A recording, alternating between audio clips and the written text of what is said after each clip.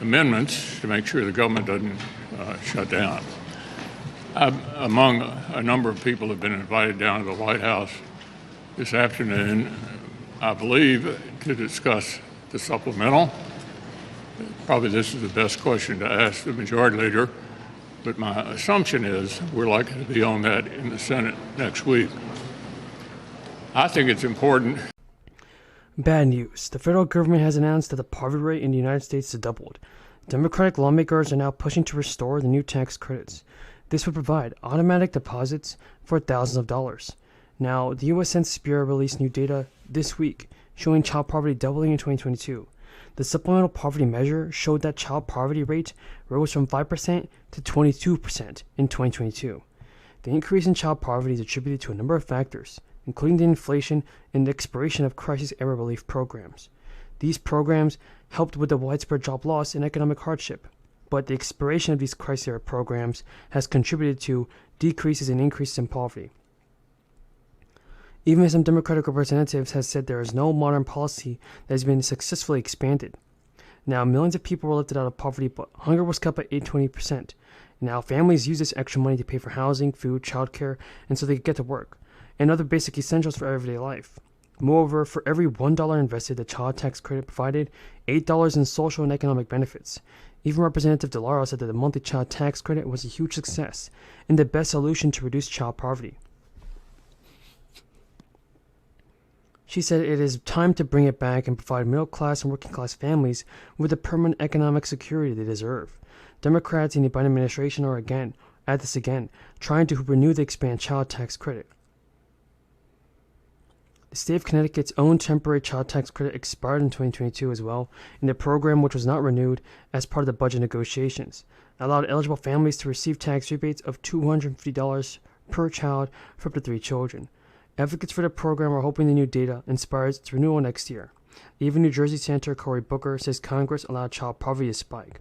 Even people are saying that there's no options for tackling this. Opponents say entitlement programs like the expanded child tax credit are too costly and contribute too much to the ballooning national debt. But Booker argues that the price tag of not acting is even greater. Poor Americans primarily use the monthly child tax credit for basic necessities like groceries, utilities, and rent. Republican lawmakers unilaterally opposed expanding the credit in the first place and then extending it to conservative Joe Manchin, who voted for the American Rescue Plan. He also opposed expanding and extending the credit. When congressional Democrats passed the Inflation Reduction Act, a significant climate tax policy bill, it was not even crafted for Manchin. It did not include the expanded child tax credit. The senator has appeared largely unfazed by the new census data on child poverty. Even to reporters, it's deeper than the expanded credit. It can ruin everything. Corruption and wholesale purchase of members of the Supreme Court. And I also find it amusing that we just heard from the Republican side, why do we want to talk about this? Because women have lost the right to choose, because Indigenous people have lost rights, because minorities have lost rights, because working people across the country have lost rights due to this level of corruption. And if we're going to talk about third parties, let's talk about the Federalist Society, which has not only had deep ties to Justice Clarence Thomas and his wife Ginny, but has also helped choose judicial nominees for the Republican Party and directed multi-million-dollar media campaigns to confirm them, including... I'm sure you're getting the same calls I'm getting. Look, there are millions of other Americans who do not or are not on Medicare, including 200,000 young people with type 1 diabetes and need this insulin to stay alive. Let's finish the job this time. Let's cap the cost of insulin for everybody at $35.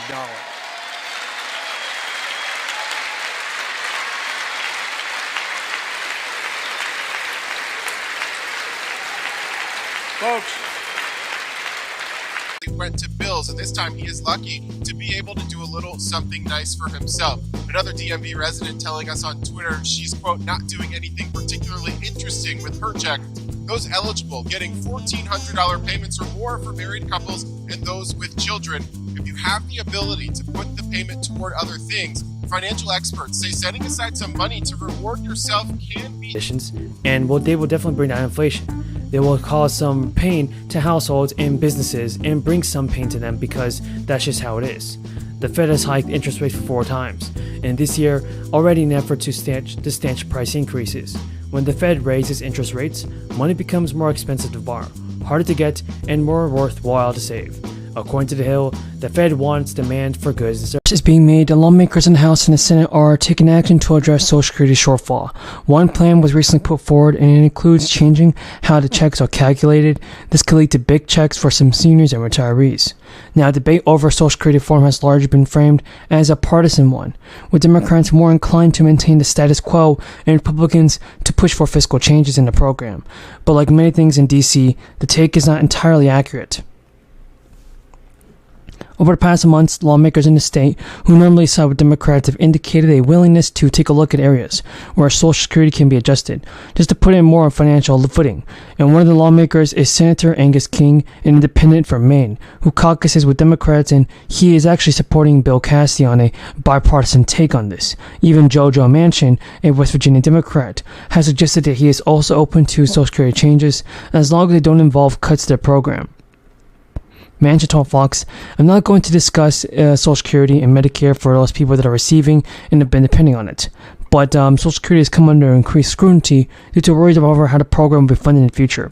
And according to Go Banking Rates, Social Security's Old Age and Survivors Insurance Trust Fund is just expected to run out of money as early as 2032. And when that happens, the program will be solely reliant on payroll taxes for funding, which might only cover about 75% of benefits." Lawmakers have put forth various proposals to address the problem. These typically involve some combo of raising the full retirement age, cutting benefits, or increasing payroll taxes. Senator King and Kennedy put forth 2 more ideas. One is to create a sovereign wealth fund that would be funded with $500 billion in borrowed money. If the fund fails to generate an 8% return, it will be cut. No more Social Security money for you. Another idea is to change the formula tax, and that's for Social Security benefits, from one based on a worker's average earnings to a formula-based one on the number of years spent working. Any of the ideas will require bipartisan support to make it into law, and the controlled House would actually need to approve the bill and will also take it to the Senate, where Democrats hold a razor-thin edge. Then President Biden will need to sign the bill into law, and everyone gets their free money that they need. The application for a 1-year guaranteed income program is actually available in Rochester, New York, and this is launching a pilot guaranteed basic income program for the households with an income of up to below 185%.